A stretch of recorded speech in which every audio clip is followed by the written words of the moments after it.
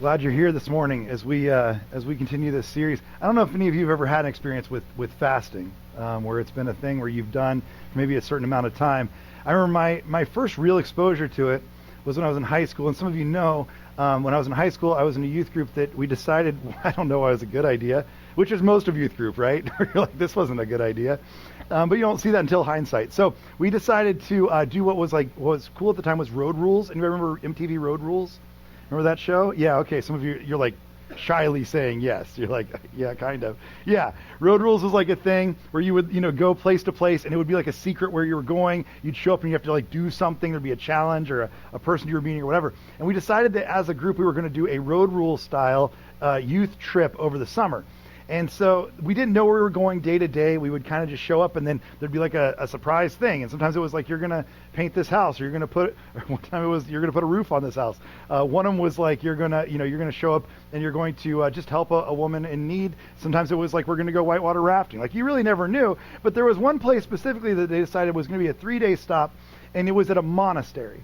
It was in the state of Georgia, not the country of Georgia. And I don't know if you know that there are Russian Orthodox monasteries in the state of Georgia. I didn't know either. And so we pull into this place, and I'm like, and it was wild because we pull in, nobody knows what this is or why we're there. It's basically just a big house up on a hill where the monks live, and then there's a chapel next to it where the monks do their daily services, and then there was a graveyard, just a massive graveyard. And guess where we were staying? Yeah, that's right, the graveyard. And so we were sleeping on graves. There were people's names on tombstones all around us that I'm pretty sure we shouldn't have been sleeping on top of, and I'm not sure I'm going to heaven now, if I'm being honest with you. And so there was like all of us kind of scattered through this. I remember like it being kind of terrifying because you're also not sure, just the ghost situation. I'm not saying I believe in it, but I also am not 100% sure that like a monk's ghost couldn't live on. I don't know how this works. And so it was really like pretty terrifying to be there. And we're kind of sleep deprived. And the first day they tell us we're going to meditate, and I'll talk about that another time, but they tell us we're going to meditate. The second day they said, now today we're going to fast. And just like Jesus fasted for 40 days, we're going to have you fast for 40 hours. And I thought 40 hours sounds pretty doable. I mean, if you think about it, right? I was like, that can't be that bad. We're not quite breaching 2 days. And how bad could it be? And so we start the fast. And I remember like we all just we ate dinner one night, and then we went to bed in our tents on graves, and then we again didn't sleep well and woke up the next morning and there was no breakfast. And then we were supposed to pray through the day, start praying through the day. And there were times in the day as we were praying that we were supposed to have conversation with one another. So we'd come back together almost like a meal, but with no food. So we'd come back together for like lunchtime. We'd just sit around a table. It was the saddest thing you've ever seen.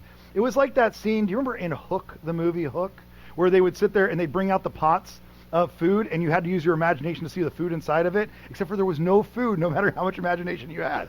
And so we were just sitting there like kind of cranky. There's no food. We're getting hungry. And so that's the first like part of the day. We're sitting there at lunch, and I remember like some things start to bubble up in us. We're starting to get a little bit upset with each other.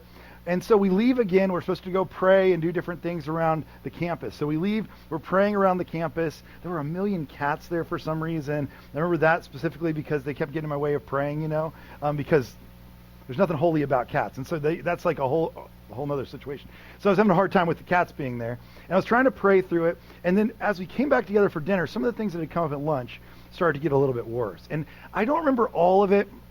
I don't remember how bad it got. I just remember that I was really cranky and really hangry.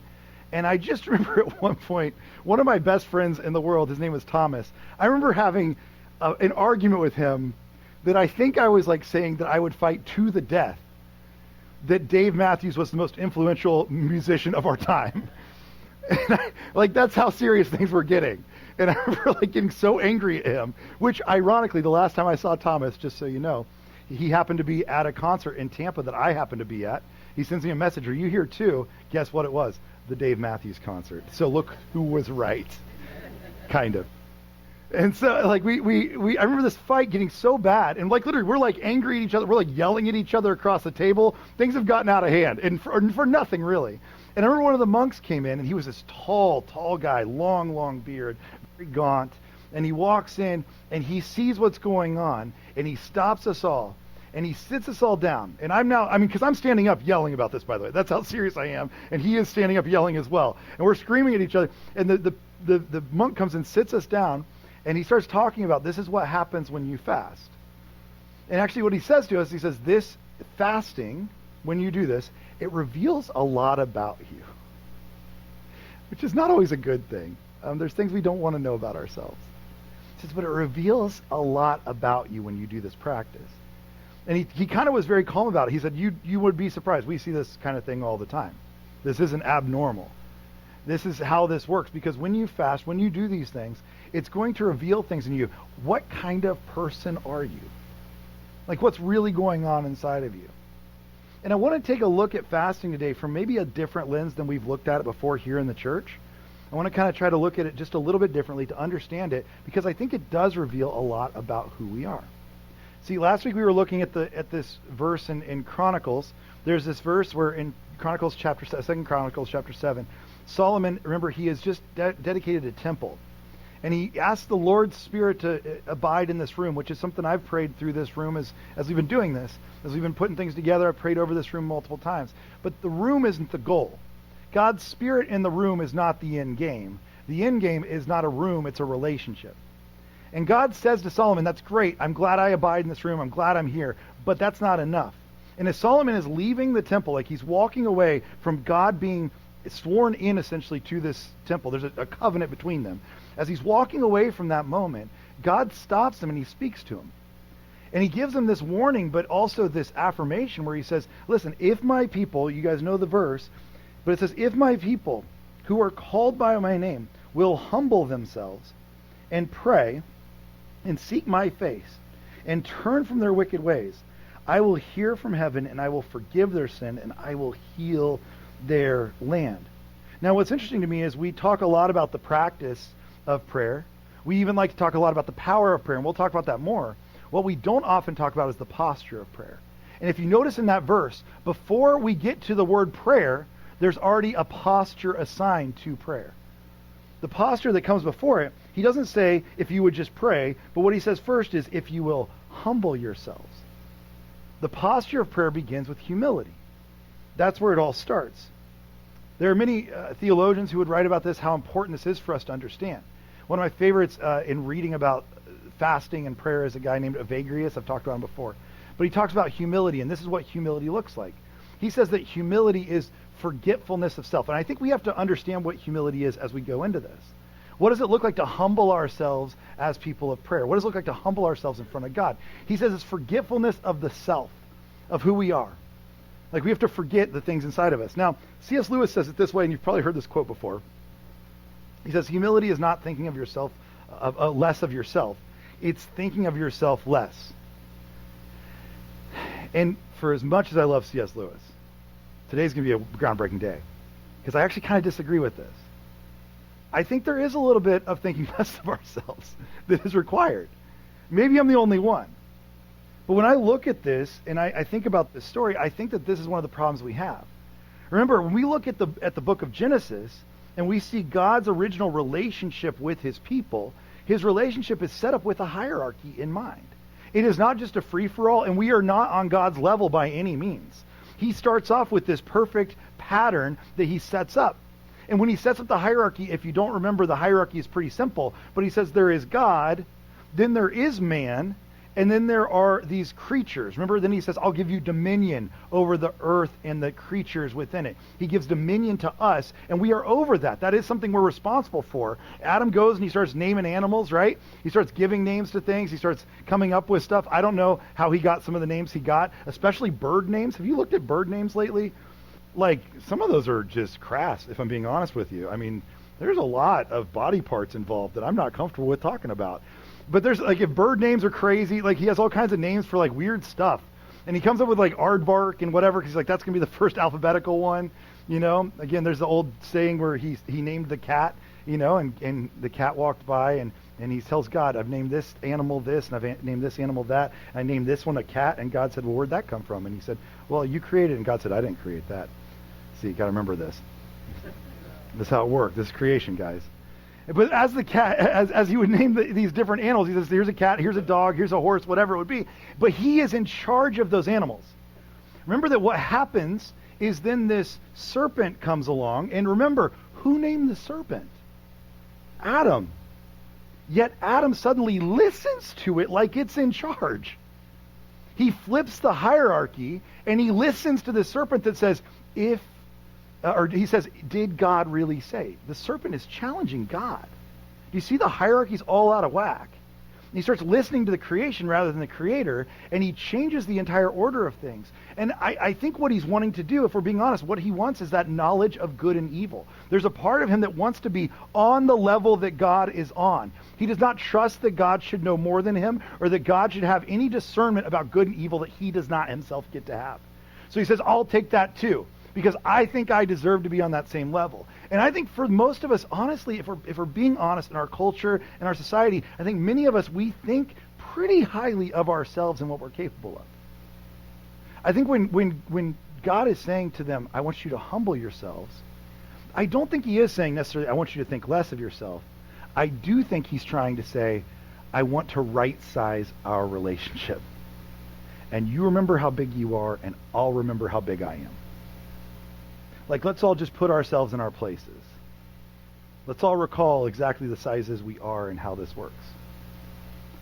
Some of us are really bad at telling how big God is and how small he is. Marie has a problem with this at times. Marie, she's not very tall, if you didn't notice.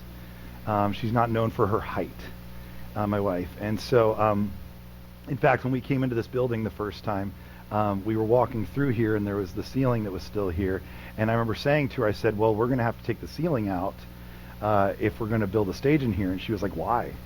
And I was like, because I could touch it right now, I think, if I needed to. And she was like, I didn't even think about that. I was like, I know you didn't, because you're 4'6". Like, that's what happens. You don't have to deal with this. I'm just kidding. She is 5 foot and a half an inch. You know you're not very tall when you still count half inches, by the way. When every half inch matters that much. But she doesn't see things that way. There's times still to this day where I'll be with my family, which is much larger than Marie's family, or we'll be with people that are much bigger, and she'll still be like, I can't tell, are they really tall?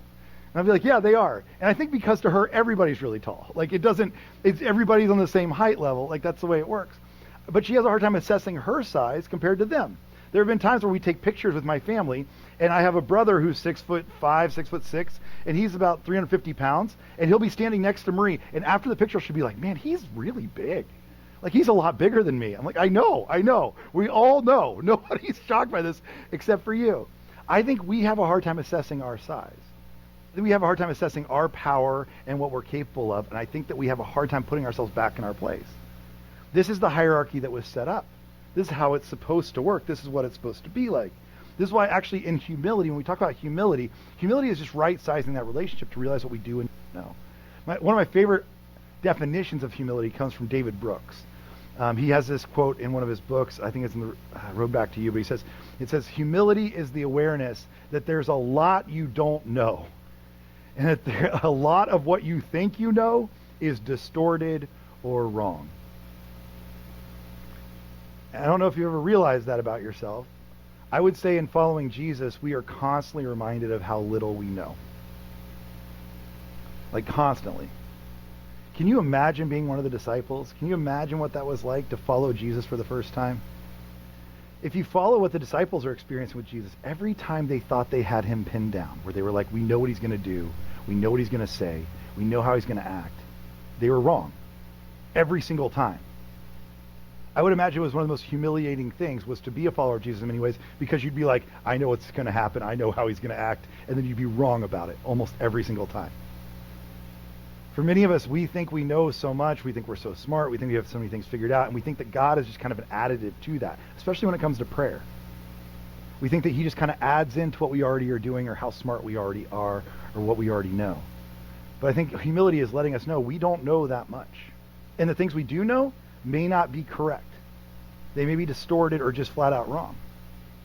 And in this practice of fasting seems to be a practice that shows up over and over again. Like, this is what happens in the Bible. When people are trying to figure out their relationship with God, we see them fast consistently, and it leads to humility. This is a practice that these two things go hand in hand.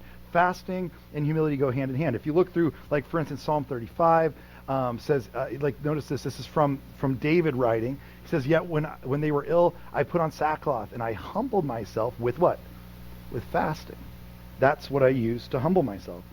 Ezra says this later on in the Old Testament. It says, there by the Ahava Canal, I proclaimed a fast. Why? So that we might humble ourselves. There's fasting and humility because it reminds us of who we really are, how big we really are. This fasting happens to remind us of our humility. In fact, Isaiah chapter 58, this is one of the most famous verses on fasting. I love it because it gets to the heart of fasting. It says, why have we fasted, they say, talking about the Israelites, and you have not seen it, talking to God. Why have you not seen it? Why have we humbled ourselves and you have not noticed? Why have we been doing this? Again, fasting and humility go together. Yet on the day of your fasting, you do as you please and you exploit all your workers. This is God speaking back to them. You know why I haven't heard you? It's because you still exploit your workers. Because it hasn't changed your heart. You've acted like you're humble, but you're not. Notice you still have a lot of pride. He says this, your fast ends in quarreling and strife, probably over Dave Matthews, and in striking each other with wicked fists. You cannot fast as you do today and expect your voice to be heard on high. Is this the kind of fast I've chosen? Only a day for people to humble themselves? Is it only for bowing one's head like a reed and for lying in sackcloth and ashes? Is that what you call a fast? A day acceptable to the Lord? Just one day? Is not this the kind of fasting I have chosen? This is what I want. I want the fasting that looses the chains of injustice and unties the cords of the yoke and sets up the oppressed free and breaks every yoke. That's the kind of fasting I want. I want the heart to be free. I want you to change what you're doing. That's the kind of fasting I want from you. Many of us, when we do this, we don't have our hearts attached to it, and therefore it kind of falls flat. But if you don't notice in that, this isn't about them eating. Notice in that verse, this isn't about their eating habits. It's honestly about their ego. I want you to humble yourselves. You think that you're still gods. This is why you're oppressing people, is because you still think you deserve to be on this level. But I want you to humble yourselves, really humble yourselves. This isn't about your eating habits. It's about the ego that you have. That's what fasting really is about. And that's the hope that I have as we look at this through a different lens, is that it's not just about food. I think what we hear when we hear fasting is it's just a new diet and exercise plan, right? New year, new you, and now we're going to sell you the Daniel plan or whatever it's called, that you're going to eat like a vegan for a little while and hate your life, right? That's what we're going to do. And so there's a little bit of weight loss. You're going to take up more space physically so that God can take up more space spiritually. That kind of thing, right? It worked for me. It can work for you too. That's what we want to do with this. It's not just about eating. I'm not saying that's not part of it, but it's mostly about our egos. Most of this is about our egos and who we really are. That's why the eating part does matter. Because when we are hungry, when we are fasting, it reminds us of our mortality. It reminds us that we are finite. Like we don't exist forever. We do have to have sustenance. We do have to have things that keep us alive. There is a part of us that is absolutely not immortal like the God that we serve, but we are mortal. And we absolutely have to rely on him to sustain us or something else outside of ourselves. We are not able to be fully self-sustaining, but we need a God who is. We're designed to keep this humility because our mortality reminds us that. Again, Evagrius, who, again, one of my favorite authors on this, said the remembrance of death is the mother of humility. If you want to remind yourself how small you are and how powerless you really are, remind yourself that that's still on the table for you and I. Because we are not infinite. We are finite. We are not unlimited. We are absolutely limited. There's parts of us that need other things to remind us of this. And fasting does this for us. Not only Evagrius writes about that, John Calvin says it this way: mortality is God's daily preacher, reminding us that we are not gods. It reminds us that we are not gods. And I don't know the last time you came to the end of your physical strength. Like, I don't know the last time that you were in a spot where you really started to fall apart physically. But you start to realize you're not quite as immortal as you thought. I don't know about you. As I've been getting older, there are things that happen that you're like, wow, things hurt. You get out of bed and you're like, I slept wrong, and now I'm going to walk weird for 2 weeks. I'm getting to that age, you know what I'm saying? And I don't know the last time you came to the end of your finite abilities, literally your finite abilities. I don't feel like I usually do that a lot. I don't feel like I come to the end of myself very frequently. And it's not because I'm super strong. It's because I do very little manual labor. And so I don't feel like I come to the end of my abilities very often, right? I remember just a few weeks ago, I was in the panhandle of Florida. I was in Pensacola area. I was in Crestview, if you know where that is. You don't. Nobody should. it's this little tiny town up in the Panhandle of Florida, and I was driving. I was in I had picked up a rental car. I was driving through, and they were really proud of it. They were like, "We're going to put you in this big Jeep, or whatever, and we're going to give you the Rubicon. It's going to be great. You're going to think it's really cool." And I was like, I really couldn't care less what car you put me in, but they were very proud of it. I think it was the only one there. They just recently got gasoline and electricity and running water and stuff, so they were really proud of the Jeep. And they're like, "You're going to want the Jeep." I was like, "Okay, I'll take the Jeep." And it was this big old thing. And so it was all jacked up, and it was ready to go. And so I'm driving down the interstate at one point, and I'm running out of gas. I'm on a call, and I'm trying to just focus on the call that I'm on. And so I'm trying to focus on that, but I do see that I'm running out of gas. Now, in the Panhandle of Florida, there's not a lot of exits because there's not a lot of people and things. And so I had passed the last exit. The light comes on. I'm thinking, well, my exit is the next exit. And right off the exit, there is a gas station, and this is all going to work out great for Kevin.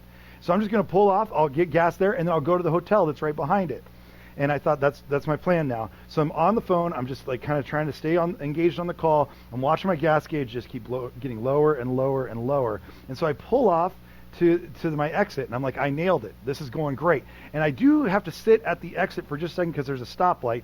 And now I'm starting to think like, oh, things are shaking. Like the car's shaking a little bit. This isn't probably preferable. But I get just enough gas to just roll myself into the gas station. And man, I roll right up to the gas pump, and it dies right there. And I was like, I did it. I'm the champion of the world. Except for the gas tank was on the other side of the pump, from where the pump was. And that wasn't what I'd hoped for.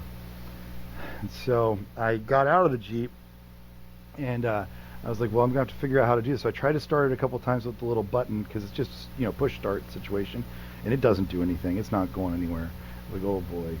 And so I try to get out. I try to put it in neutral, and I don't know if you know this or not, but on a Jeep like that, there's no neutral. You can't just do neutral because there's an emergency brake that has already set itself, and it's ready. It's stuck. It is for not just emergencies, apparently for all the time, and it stays there. And so I start looking up things like, how do I undo this emergency brake? So I have my phone out now, and I am watching YouTube.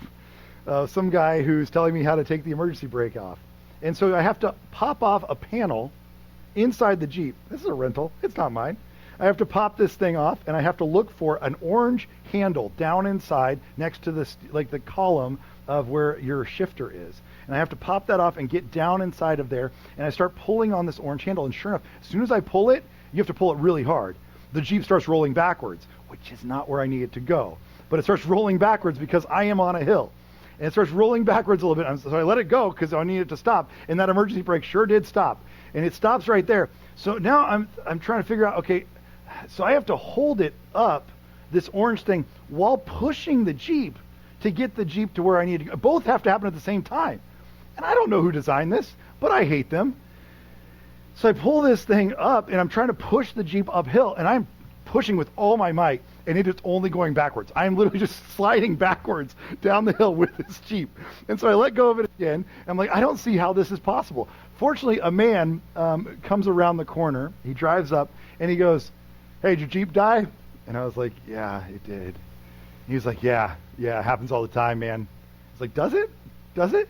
He's like, well, no, not really. He was just trying to make me feel better, which I appreciated the hospitality. And he goes, I've got one of these. This is a pain. And so he gets a bunch of guys together, and there's a group of men now surrounding me, and there's literally 8 people that are pushing this Jeep as I hold the orange tab up, and they push it so we can get it not just up the hill, but turned around to go to the right side of the pump. Because again, smart guy here. And so we get it to the pump, we get it stopped, I get gas in it, it starts working again. But I remember as I'm pushing it, like I really had this thought in my head that I was like, I don't remember the last time I felt just outmatched by something. Where I really just felt like outdone, like I could not handle this thing. It was too big for me, it was too much for me. I don't know the last time you felt that way, and it may not be physically, where you've had to be like, I need something outside of myself because my mortality, there's only so much I can do here. There's only so much I'm capable of. I can't hold this thing together while I try to push this thing. I don't have the physical strength or maybe the emotional strength or maybe the spiritual strength to do the thing that I need to do. I'm going to need some help here. I don't know the last time you actually felt that way, but it's probably not just physically. My guess is that some of us feel that like all the time. This is what fasting reminds us of, is that we are mortal and there's only so much we can handle.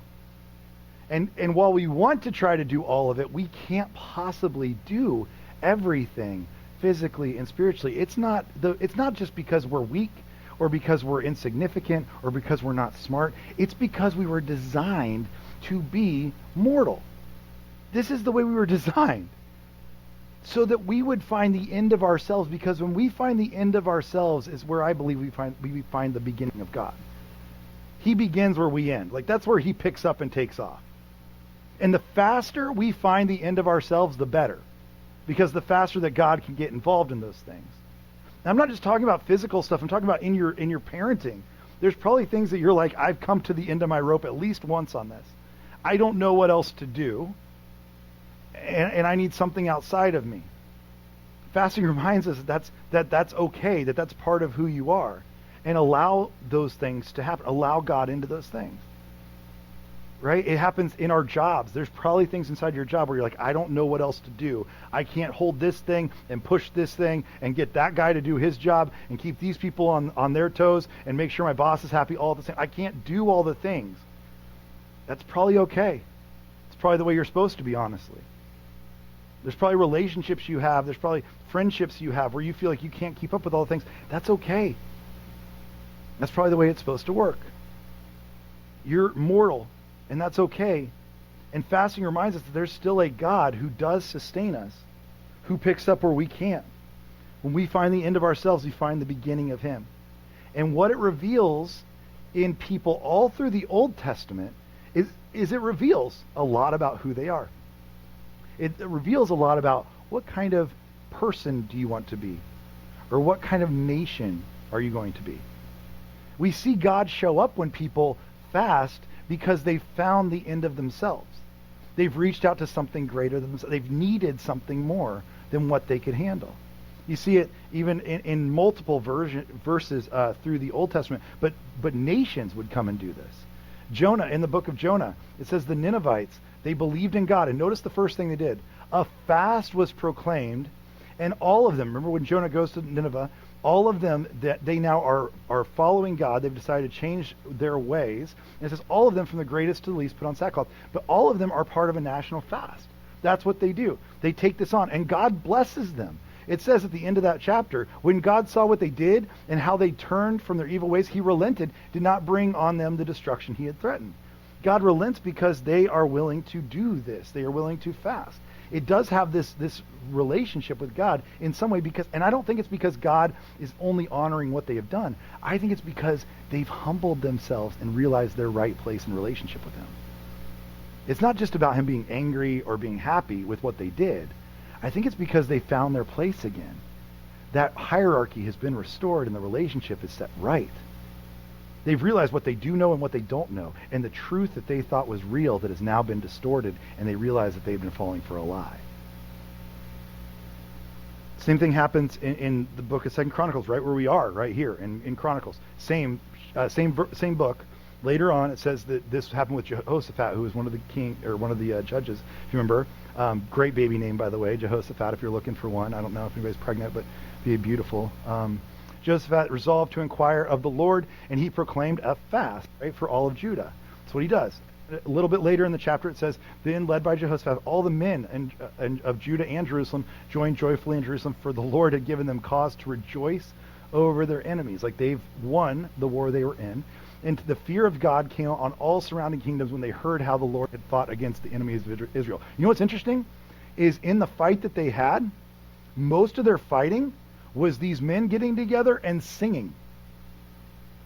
That was most of what you read in that chapter of fighting. They were singing.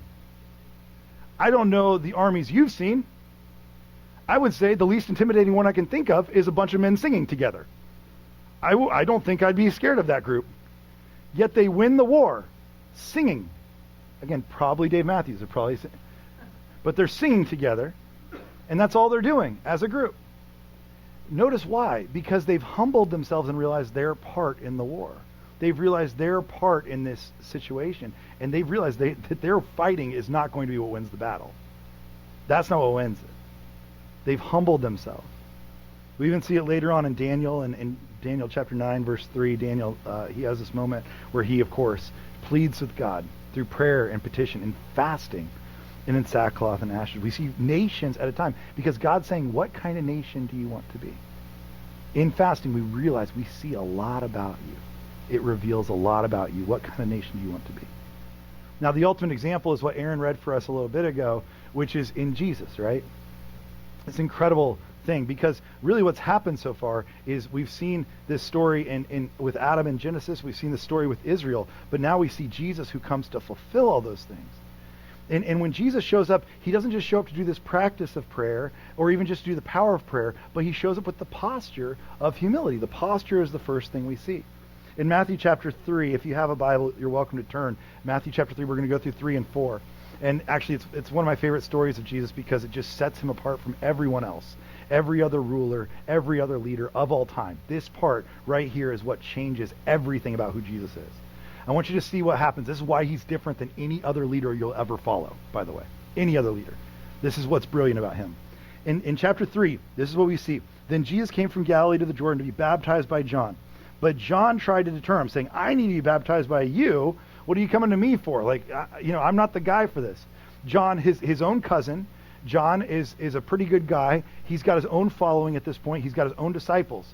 And John's got a very good ministry going for himself, and people really know who John the Baptist or the baptizer, they know who John the baptizer is. He says, you're coming to me? I should come to you for this. And Jesus says, no, we need to do this. It's proper for us to do to fulfill all righteousness.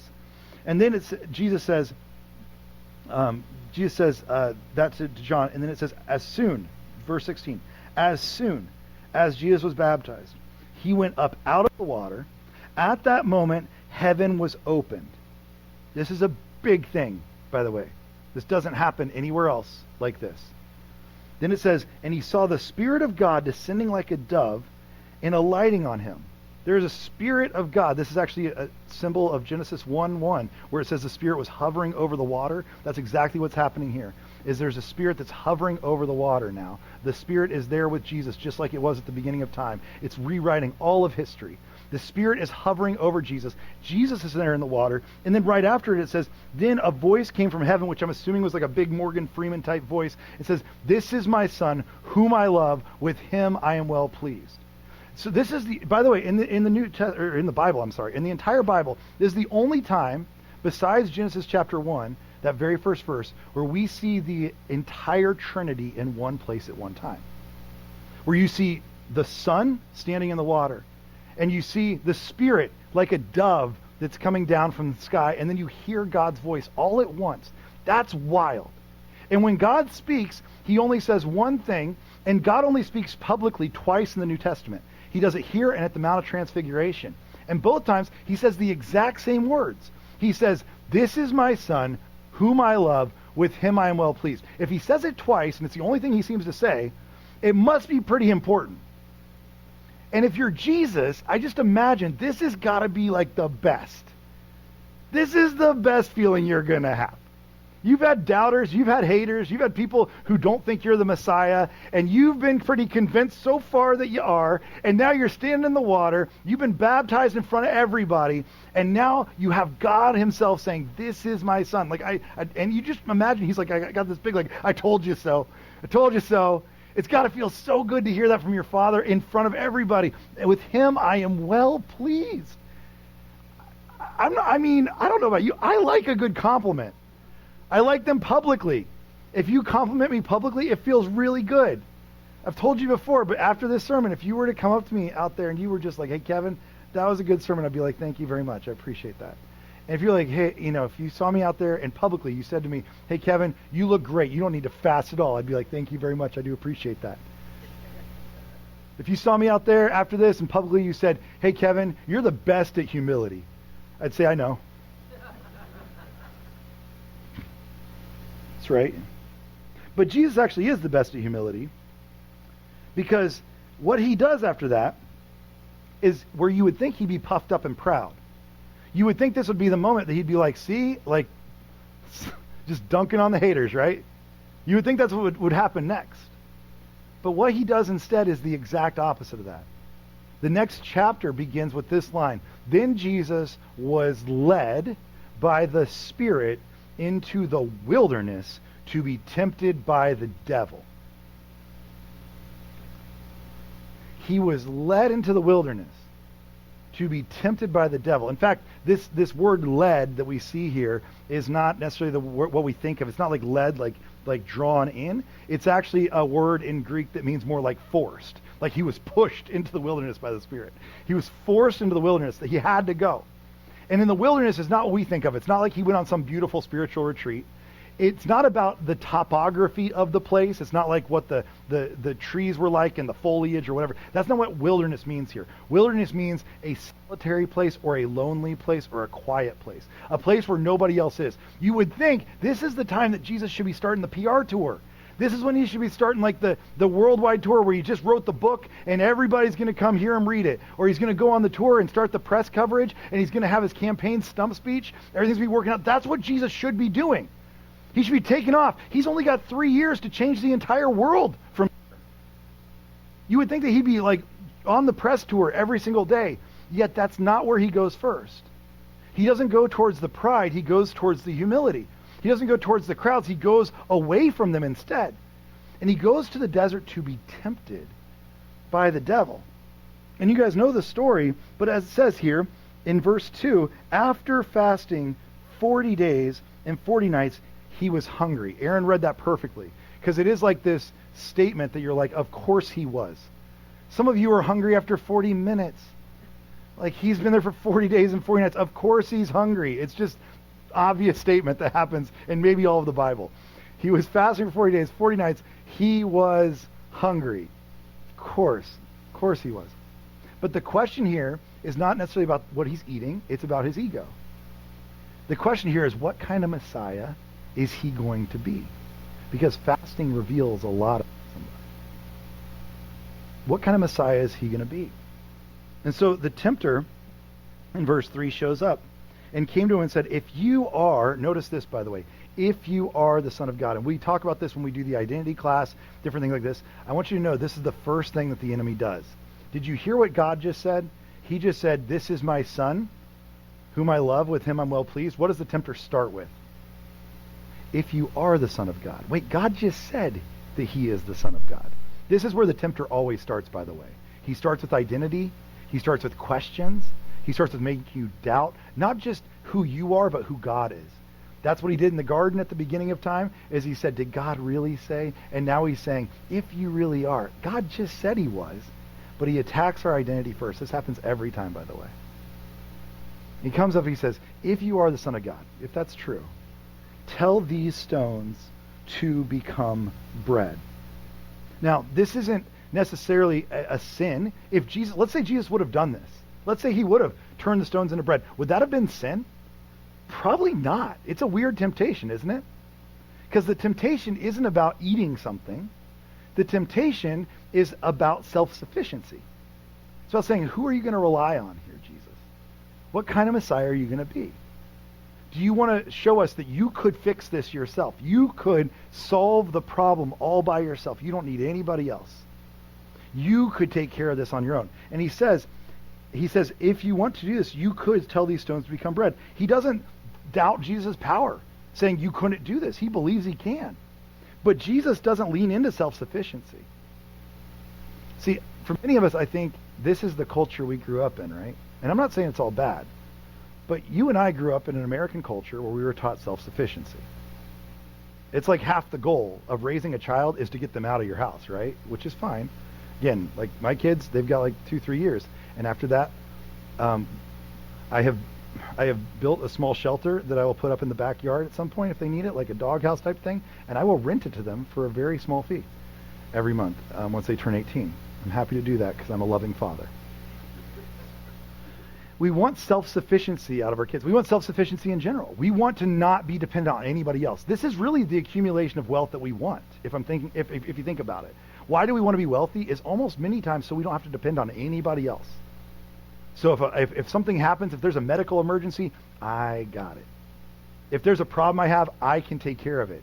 If there's food I need, I can DoorDash it to myself. I want to take care of things on my own. We've been taught this self-sufficiency. We've been taught that we can make this for ourselves over and over again. We love the idea of a self-made person that has done this work themselves and they've gotten themselves to where they are. I'm not saying that's all bad, but it also has its downsides. Even one of our own founding fathers in America who believed in that, Benjamin Franklin, once wrote, "Self-made people worship their maker." I don't disagree with him on that. Now, I mean, he also thought the national bird should be a turkey. Like, he had some weird stuff. But I don't disagree with him here. Self-made people worship their maker. And that's what we've been taught to do as well, though, is to worship those of us who can do this, who are self-sufficient, who are able to do these things, and not rely on anything else.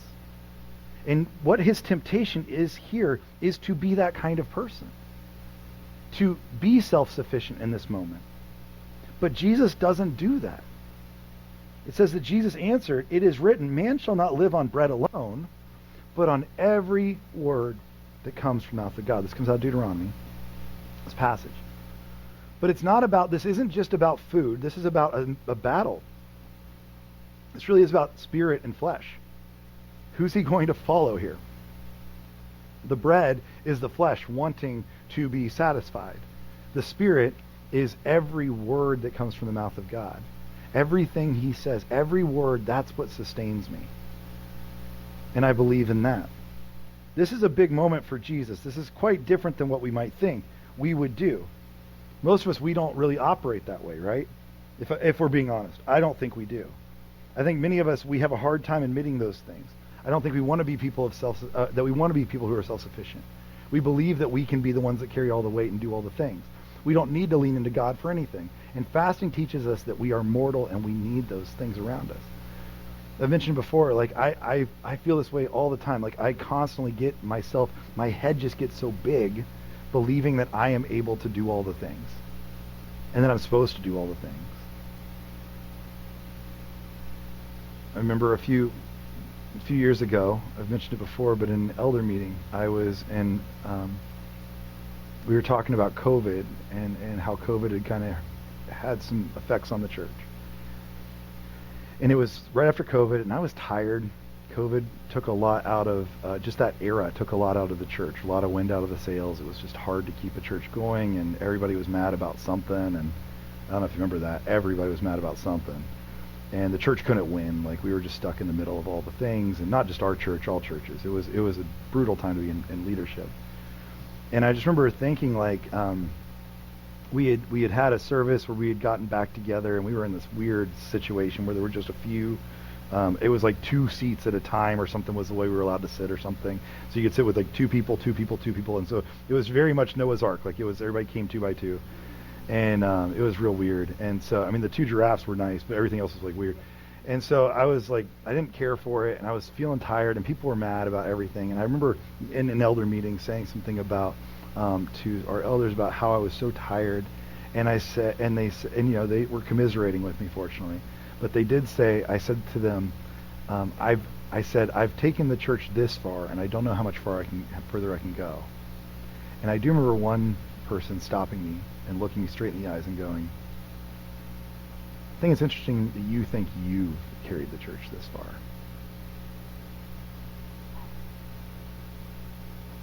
And it was a shot right through the ego, like just a shot. And I don't mean that in any negative way. It was a shot that needed to happen to the ego.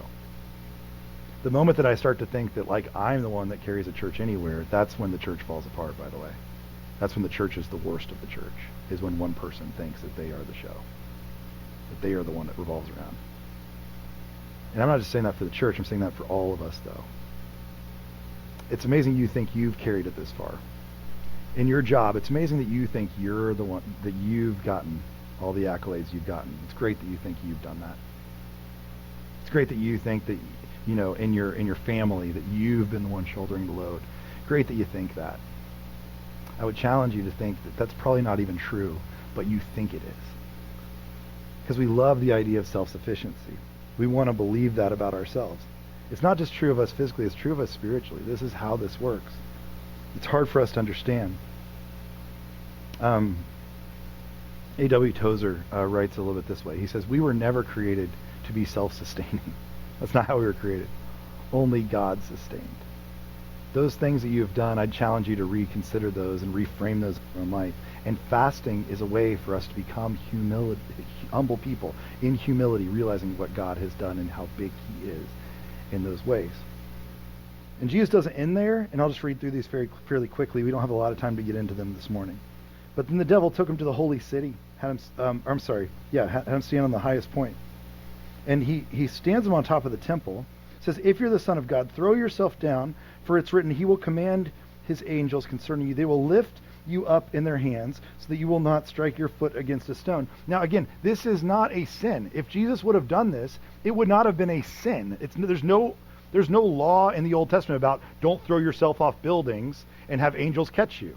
Not that I know of. Maybe you know different parts of the Bible than I do. I've never seen that sin written down. It's not in the Ten Commandments. Nothing like that. Jesus could have done it, but the problem here is it's not really the question of could he do it. It's not a question of sin. The temptation here is that he will either trust God or he will trust himself. He'll test God or he'll trust God. And Jesus answers him, "It's also written, don't put the Lord your God to the test." I'm not going to test him. I'm going to trust him. And then lastly, the devil took him to a very high mountain, showed him all the kingdoms of this world and their splendor. "All this I will give to you," he said, "if you will bow down and worship me." All those kingdoms. And Jesus said to him, "Away from me, Satan, for it is written, worship the Lord your God and serve him only." Now, would this have been a sin as well? If you would have bowed down to Satan? Probably, but not necessarily in the way we think. This is really the sin here, by the way, if you're wondering what the sin is or what would have happened with Jesus, why this is a temptation. The temptation is to short-circuit the entire process, by the way. Jesus will get all these kingdoms of the world. That's not an issue for him. What the devil's offering him is a shortcut to getting there. Because the shortcut, he could get all the kingdoms of the world, but guess what he has to do if he wants to go the long route? He has to go to the cross. He's going to have to suffer and to die and to be resurrected. It's a lot harder of a route. But in this fasting, we see who Jesus really is. We see what kind of Messiah he's going to be. He's going to take the suffering. He's going to go the hard route. And all those kingdoms will be his, but not in the short term. They will be his in eternity. It's a totally different route. For us, this is what's hard for us, because if I'm being honest with you, in these tests, all three of those tests, Adam failed them in Genesis chapter 3. Adam failed all of those tests. He did not trust God. He took the temptation. He believed in self-sufficiency, that he could be enough if he just had this fruit. And he short-circuited the entire process, trying to become the one who would be the ruler of all things, knowing good and evil. We actually see Israel do the same thing in the 2 Chronicles passage that we were looking at. They do the same thing. They fail all the tests. They fail the same way, where they want to become oppressors instead of those who are celebrating freedom. They want to be equals with God, where they rule and reign the way that he does, and they don't get to do that, but they think that they are equal to him, that they are self-sufficient, and they fail every test the same exact way. And Jesus comes along and sets things all back to right. And then he passes all three of these tests. The question for us is, will we do the same? What kind of Christian do you want to be? Again, one of my favorite desert fathers to read on fasting is a guy named Evagrius. And Evagrius, this is a handsome man. And Evagrius looks a lot like a Russian Orthodox monk in Georgia, by the way. And he was a desert father who was born in 340 AD, and he was born into actually some royalty, moved to Constantinople to become a monk, but he actually almost had an affair with a married woman. And after that happened, he started to realize like he was off the rails and things were not good. And so he changed everything about him. And one of the biggest things he changed was his eating and his fasting. He was basically a vegan before veganism was cool. He only ate uncooked vegetables and things like that. And he moved out to the desert. He had a lot of digestive issues, if you read through his books, probably because he ate like that. And so he was up a lot during the night with digestive issues. So he would pray all the time. He has a great book about where he went into the desert to fast and pray just like Jesus did. And in his book, he says the first thought of all is that of love, and here of love of self. Here's what he's talking about. He went into the desert just like Jesus to fast and pray for 40 days. He has a book written about it that is called this is the best title of any book you'll ever read, A Monastic Guide to Combat with the Devil. That's a great title, isn't it? A Monastic Guide to Combat with the Devil. It's not nearly as weird as it sounds. It's actually very, very down to earth, but it's about his experience fasting and praying and doing combat with the devil in the desert, just like Jesus did. And as he wrote about that, he wrote that there were 8 different things. Just if you don't know this, he wrote that there were 8 sins. Today we would call them 7. He wrote what's now called the 7 deadly sins. That came out of his time in the desert as he spent time out there, these 7 deadly sins. But the number one thing he said was, above all those 8 sins, the first thought of all is that love of self. And he doesn't mean it that we shouldn't love ourselves. That's not the way he's writing it, is like you should hate yourself or you're terrible. But he does talk about our desire for self-sufficiency, that we think we should be so great, that we think we are all complete inside of ourselves. And there's got to be a part of us that realizes in humility that we are mortal and we are human and we need a God who is neither one of those things. And for many of us, that's the hard part for us, is we don't want to humble ourselves that way. My desire for us this week is that we would be people who do fast. And I know that there's medical stuff, and I know there's all kinds of dietary things and whatever. I'm not asking you to do this so you can look better in your swimsuit. I'm not asking you to lose 30 pounds by summer or whatever. That's not why I'm asking you to fast. This isn't about your eating, it is about your ego.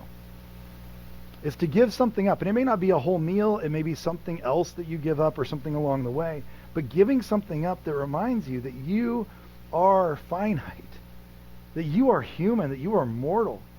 It reminds you that you need something bigger than you to sustain you. That you're not self-sufficient, but you are God-sufficient. That you need Him to be a part of everything that you're doing.